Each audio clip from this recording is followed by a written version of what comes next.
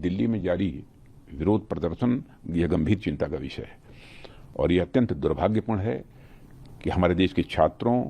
और नौजवानों को कुछ लोग अपने राजनीतिक स्वार्थों की पूर्ति के लिए एक राजनीतिक औजार के रूप में इस्तेमाल करने का प्रयास कर रहे हैं। प्रधानमंत्री मोदी जी के नेतृत्व में हमारी सरकार विद्यार्थियों और नौजवानों की आकांक्षाओं को पूरा करने और उनके कल्याण के प्रति पूरी तरह से प्रतिबद्ध है और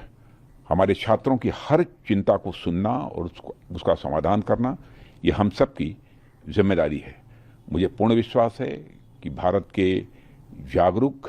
परिपक्व और हमारे विवेकशील नौजवान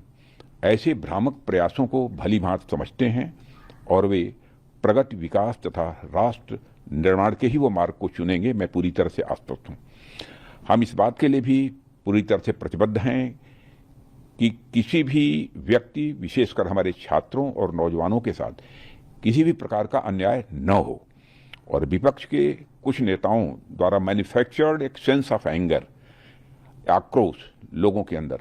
केवल जनता, विशेषकर बच्चों के नौजवानों को भ्रमित करने और गुमराह करने का मैं मानता हूं कि यह असफल प्रयास है। युवाओं की भावनाओं और उनकी चिंताओं के प्रति हम पूरी तरह से संवेदनशील हैं और यह संसद का सत्र इस समय चल रहा है। सरकार ने हर मुद्दे पर सार्थक बहस करने की भी बात की है और कई बार अपनी बात को दोहराया भी है, मगर विपक्ष संसद में नहीं बल्कि सड़क पर मुद्दों का समाधान करने का मैं मानता हूं अनुचित प्रयास कर रहा है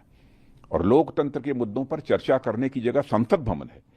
जहां विपक्ष अपनी बात कहने के लिए पूरी तरह से स्वतंत्र है।